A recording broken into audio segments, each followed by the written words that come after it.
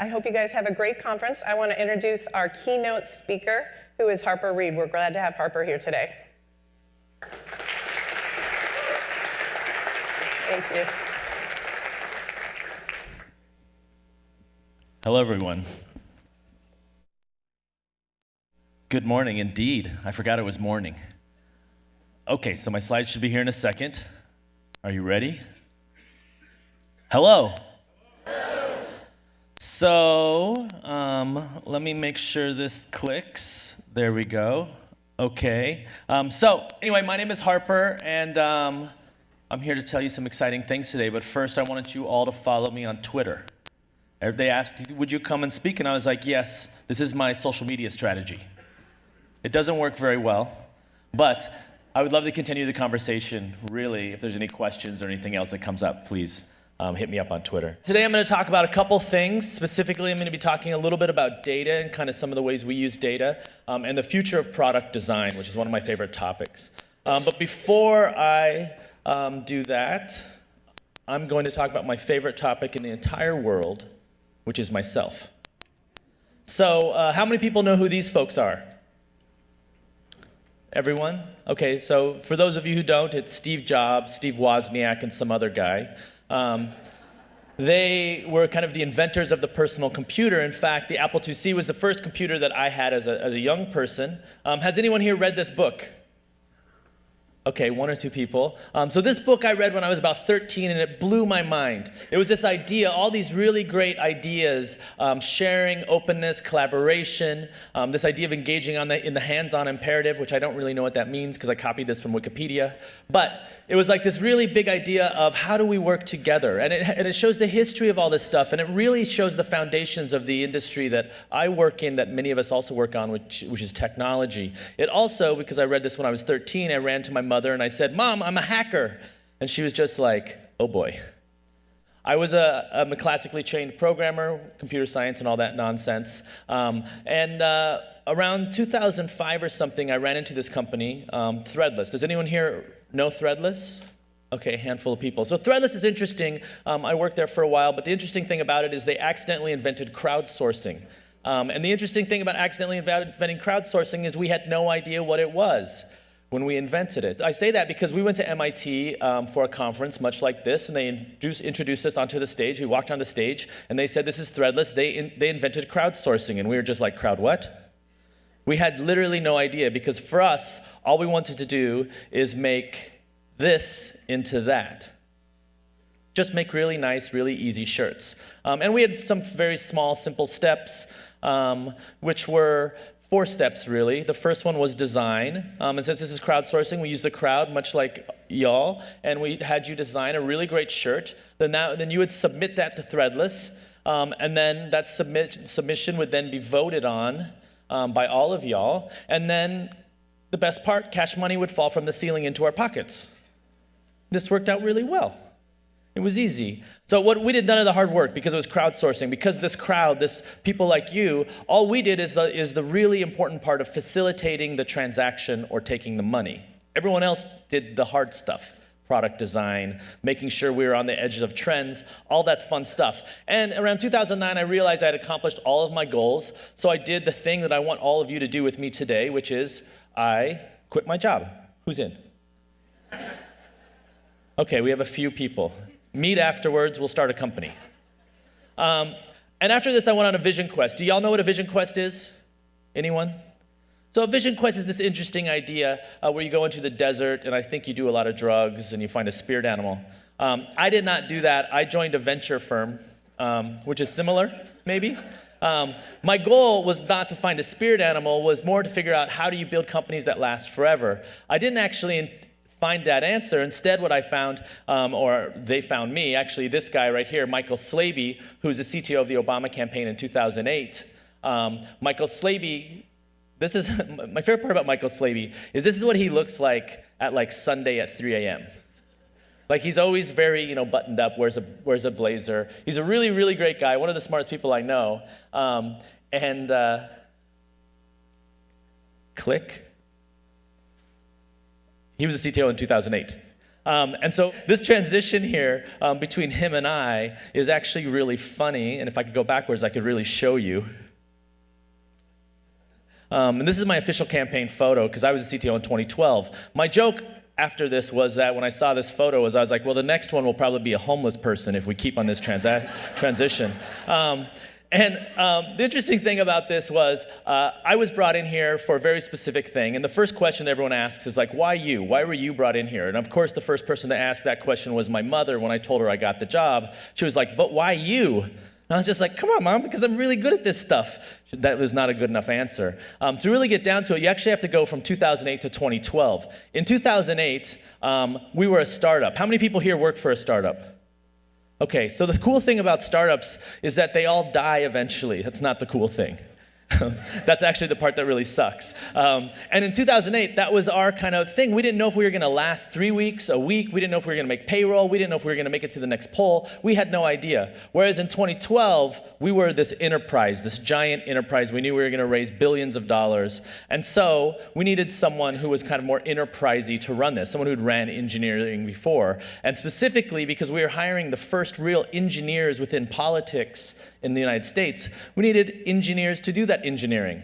And so we had a lot of these really great people that came in from all sorts of great companies. We had about 40 engineers on one of our bigger teams. And these are the companies that we hired from. Specifically, that's obviously the best one. But we had about 120 tech staff total. This was pretty much 10 times the tech staff that we had in 2008. And this was really interesting. One of the interesting things about this is we started from absolutely zero. So when I walked in April 2011, I was just like, okay, cool, where's our infrastructure? And they're just like, what are you talking about? And I was like, what about all this stuff from 2008? And they're like, I don't know what you're talking about. Because they literally had nothing. And we had 18 months to do this, so it was a very termed experience. And so we could focus on one thing and one thing only, and that was just execution. We just had to make sure it was done. Oh yeah, this is my cake. I always forget about this cake. So this cake, one of our engineers brought in for us right before Election Day and just kind of set it on the table, maybe a week before Election Day. And everyone just looked at it and was like, we can't eat this right now. We're all superstitious. Because what if we eat the cake and then we lose? Maybe it was because we ate the cake. So no one else obviously ate the cake, and then we won, and then they ate the cake, which was like a week old at that point in time, which is way sketchier, I thought. I like that I say that as if I was rational too. I probably had a rally cap on and the whole bit. So if I can click forward. Click, click, click. Oh, there we go. So to focus on execution, we built a platform. And this is actually where things get really interesting, because this platform we called Narwhal. And Narwhal, first of all, this is our lesson in don't name things code names. We thought we were really clever calling it Narwhal, because we were like, no one will want to know what that is.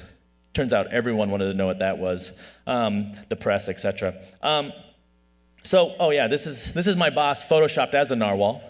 And here he is in a second. Clicker. There he is as Harry Potter. So the campaign was really, really stressful. And we had all these really insane kind of experiences. And because it was so stressful, because there was so much, I mean, we've all been in those situations where it's like the most stressful thing you've ever experienced. And what I thought is, how do I bring it down a couple notches? It can still be stressful and important, but we can laugh. And so I would put these at the end of my presentations. And I would just kind of say, like, you know, I'd have a little thought bubble right there. And it would just say, questions? And the question was always like this, I was like, yeah. And they would be like, what's wrong with you?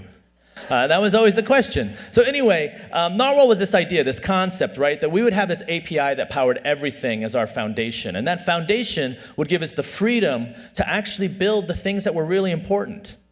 We didn't have to figure out what the glue was. We could actually focus on these products that were hugely important for our teams, for our volunteers, and actually would help us get to the end. One of our biggest innovations was data. We used data for everything. Data was a huge opportunity for us. The media really loved data.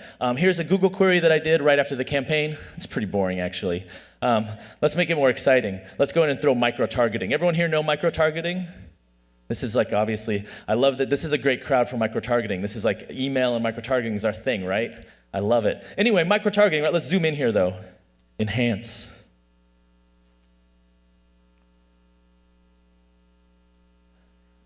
I don't know what that means. Why do they call it that? I see it. But this is a great photo from the internet. This is a horse holding a cat on a boat. So all this means, and why I put that up there, is that micro-targeting is really exciting. Like, no one really knows what micro-targeting is when we talk about the media, the press, etc. But those of us that use it, we know that this is a really great opportunity for us to do very good personalization. I always put this presentation, when I do this presentation or any presentation like this, I like to put this slide up. Because what this slide represents is that this tweet was done in 2008, and it just basically is saying we send a lot of emails. Well, we all send a lot of emails because emails work. And we always think, what is that next technology that's going to replace email? And I just am like, well, until email stops working, we should do that. But it really works well. Here's one of the emails that I received in 2012. There's a couple interesting things about this email. The first one is at $56. So what we did is we went through and looked at all my contributions, all my participation previously, and used analytics and data to determine what amount of money was I likely to give in that contribution. And then we sent me an email that says, Harper, will you give $56? I looked at that and said, of course I will. And I clicked that button immediately. The second innovation is actually the biggest one, which is we'd already saved everyone's credit cards. So when I clicked that quick donate $56 link right there, I immediately took the money from my bank account. It's weird that I said we immediately took the money from my bank account. We did not ask, are you sure? Now, everyone kind of laughs, but I've booked tickets before, and I've booked hotels, and y'all ask, are you sure a lot? We had $256 million of lift because we stopped asking, are you sure? We raised like $700 million total. So that's a pretty big lift online. So I would recommend stop asking, are you sure? The other thing we did is we integrated with Facebook data. I actually think for the most part that social media is kind of boring as we have it now. You know, Facebook groups, all this stuff is important for some things, but I don't think it actually solves a lot of the big problems. So what we did is we threw our Facebook log in there. We went ahead and had this thing right here where we took, this is another email I received, we took all the Facebook data. And how many people are on Facebook? Okay, good. So when you have your Facebook, you all have that friend that likes every single status update, right? And it's also your parents, but you also have the friends that do it. And then you have that same friend, you put all those people in a bucket, and then you have you take one person in there that you're tagged in pictures, you're tagged in locations, and through all this data that we had, all those friends that updated, liked every status update, we were able to determine your literal best friend just through data analytics. And this was a really great model. Right here, John Ruth, this is my literal best friend that I grew up with, very, very close. And all this says is it takes that Facebook data, merges it into an email, sends me an email and says, hey, why don't you call this person that you're really close to? We'll talk a little bit later about how this could be creepy, but it worked out really, really well for us. SMS also worked really well. I was very concerned about SMS because I thought it was going to work out kind of like this. But actually, it turned out, it worked out so well that we used it on New Year's Eve, and I'm pretty sure it turned out like that. So all this stuff, you know, one of my favorite stories, though, is actually about our emails. I love email. I don't like sending or receiving emails, but I love everything about email. One of my favorite stories about email is, well, first of all, we did about $640 million with email, which is pretty good. But one of my favorite stories about email is about the president, who you all know, and how he is presidential, and he's not supposed to say, hey, because the president doesn't say hey. The president apparently would say salutations at this time, and so, or something like that. And so what happened is the email team, which is this amazing team, was like, hey, we need a subject line that says hey. This was a controversial idea. The president doesn't say hey, and we were like, yeah, because we're talking about brand at this point in time. We're talking about, well, this is the tone of the brand. The brand doesn't say hey, and so we were like, well, let's test it. So we sent out this, of course, this multivariate test with email subject lines, et cetera. Came back that the hey email raised way more money than any other email. So we were like, oh, maybe the president does say hey. The lesson for me here was very clearly that our brands are very precious to us. It's very important that we have these brands, but sometimes they're so precious we're not seeing past them. We're not understanding that we can use testing to our closest audience to figure out where the brand should go. And this was really interesting, especially because we're talking about the President of the United States. And so every brand can use this can use email, whatever it is, just to figure out where should this brand go. So data really helped. It allowed us to raise boatloads of dollars, better content distribution, more efficient voter contact, and it was really great. On election day, everything was pretty chill. I took this photo, I walk in, and this was right on the wall, and I was like, oh, good idea. We kind of, I wouldn't say relaxed, but obviously everything worked, and we ended up winning, which was good. Right after that, I did another vision quest. Once again, of course, no drugs, no nothing, just really hanging out, and I decided, what are we going to do next? And I thought, we were going to build a company. I like naming things after myself, and so we had this very simple goal where we were thinking about all the things we'd done for the past 15 years in e-commerce, which is really what I do. And over the last 15 years in e-commerce, we decided that the only thing we had focused on was really the back end. We haven't focused much on the user experience. And so how do we change that to focus on the user? How do we start thinking about, what are the things that a user wants? Well, they want a better experience, a quicker experience, but more importantly, they want a mobile experience. And these are all the things that really resonated with us. We built this startup. We started about 2013. We built it, we launched, and then we had a very quick cheat code to scale, which is we sold it to PayPal. So those of you with a startup, if you're looking for a cheat code, that's a great one. Worked out really well. And that product's called PayPal Commerce. But I'm actually not here to talk about that at all because this is an e-commerce. I'm here to talk about some data rules. So that was my intro. Thank you. So here's some of the rules that we have for data. How do we use data? And I like to say that the first thing is often advice. You get advice from people like me, or you get advice in your career. All this is what lottery numbers worked for me. So listen to it. If it works, great. If not, that's fine. Well, here we go. So the first thing is about data. Right now in data, we talk a lot about big data. Well, there's a lot of marketing hype on this. And the thing about it, where it starts, is this conversation about big data. Y'all have heard about big data, right?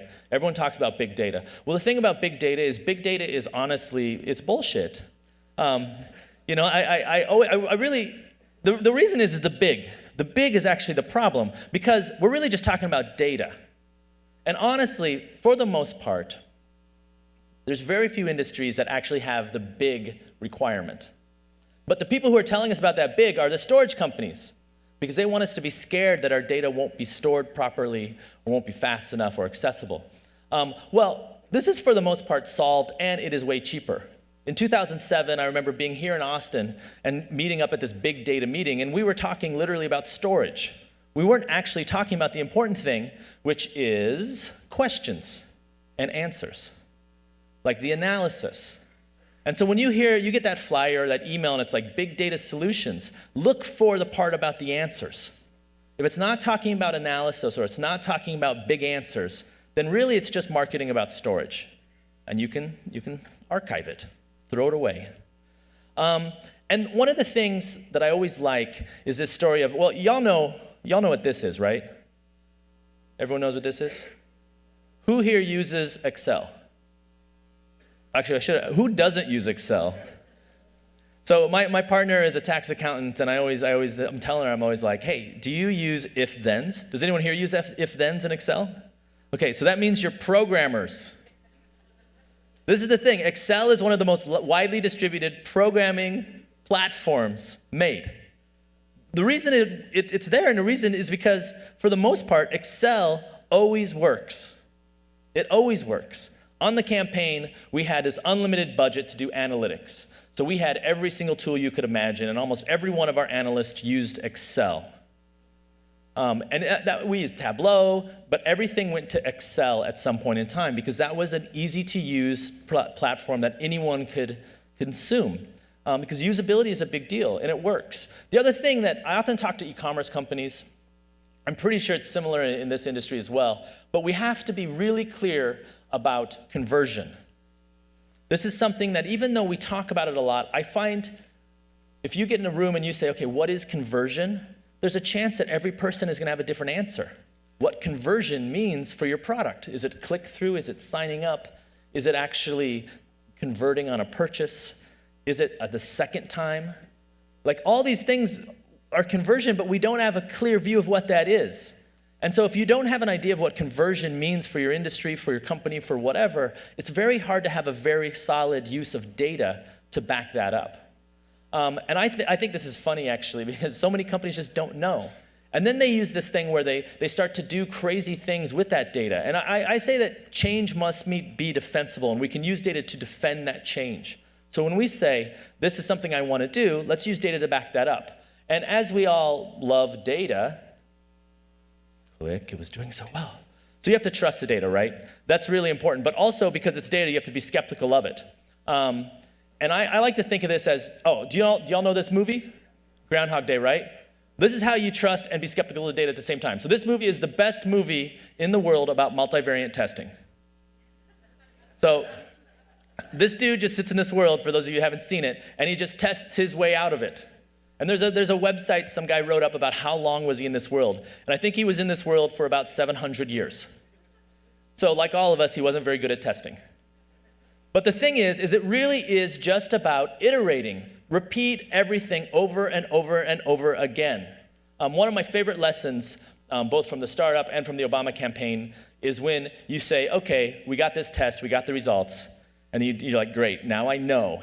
And the next day you do the same test and the results are different. That is so frustrating. But if you figure out the infrastructure to do those tests every single day, you'll be far ahead of all the competitors who have not. And it's not that hard. So there's two quotations that always drive me when I think about data. First of all, if there isn't a metric, it doesn't exist. This goes back to that change must be defensible. So when you're having a conversation with one of your coworkers or with a partner or whomever, and there's this idea of we should do X, if there isn't data behind it, you can just walk away. Might not be as easy as that, but typically this is from Jim Messina, who was my boss on the Obama campaign, and he really meant it. If there wasn't a metric, the conversation is worthless. And so we would, if someone said, hey, we should do this, and we're like, well, how are we measuring this? What is the data behind this? And if it didn't work, we would just leave, because we had other things to do until there was that data to back that up. The other one is from Etsy, which is some good friends. If it moves, you should graph it. I really love this idea where you have this data, you don't really know what's going on with it, but you notice it changes. So how do you just throw that on a graph and then all of a sudden you're like, oh, wait. Then you start comparing graphs. And you're like, oh, wait. Then you start to understand the relationship of that data with some other data. And this is why dashboards, I think, should be in everyone's office, not just the ops people, not just the tech folks. You can tell so much from a good dashboard. Here's something that is really near and dear to my heart, which is that we should track all of the data. But actually, I don't think we should track all the data. We just need to track enough data. I changed that. When I kind of graduated from the Obama campaign, I was like, we should track everything. This is awesome. But then I started to think about it. Just because storage is solved doesn't mean we should be the ones that are tracking everything, because every single data point we have largely ends up at a person. There's a person there. And if we're not thinking about them as a person, then what happens is what's actually very fashionable right now, which is we have data problems. We have hacks, breaches, creepy things. Does everyone know the Target story? Who doesn't know the Target story?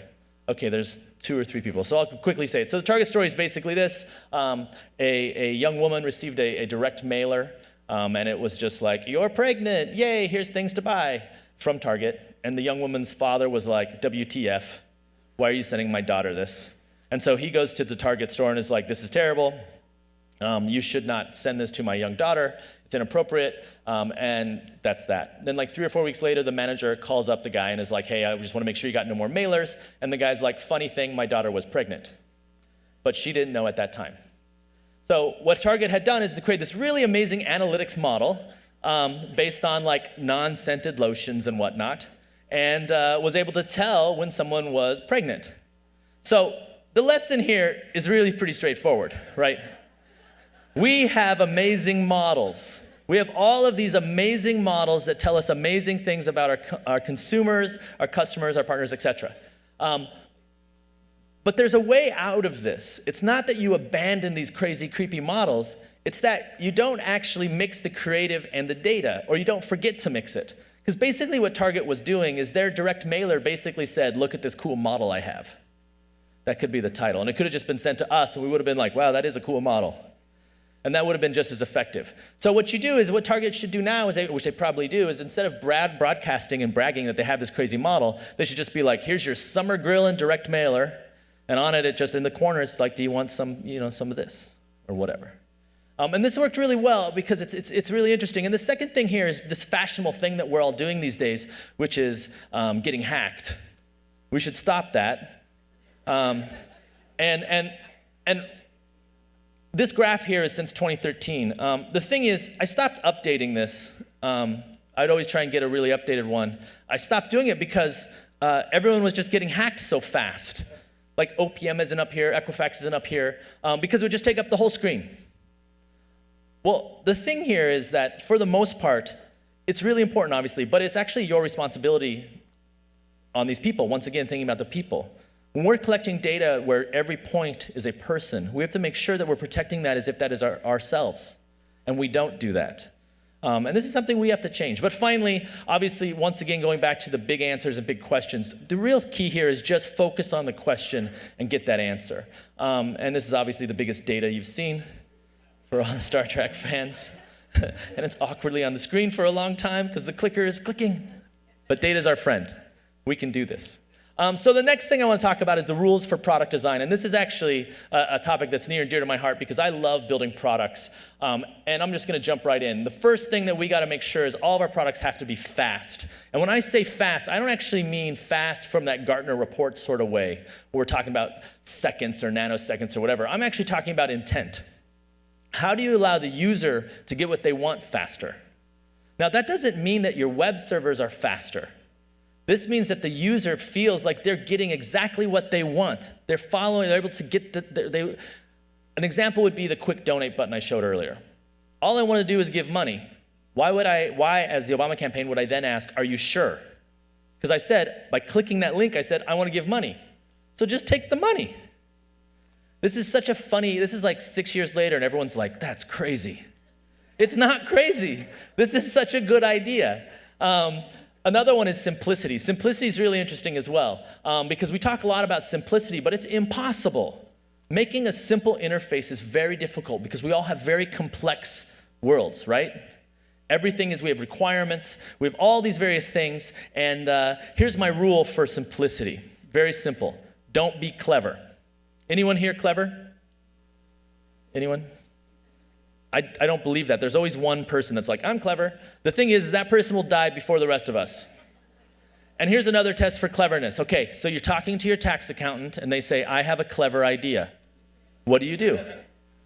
You're not like, yeah, I love being clever. But that's how we treat our users. We always talk about, oh, this is very clever. This is very ingenious. I'm so smart. Because clever is about us, not them. We need to be thinking about how are we creating these very simple user experiences. And I actually think the only way to do that is just invest in user experience aggressively. Think about how many user experience people are here? One. That's pretty typical. How many people here have customers? Oh, weird. So the thing about user experience is it's the difference between functional and usable.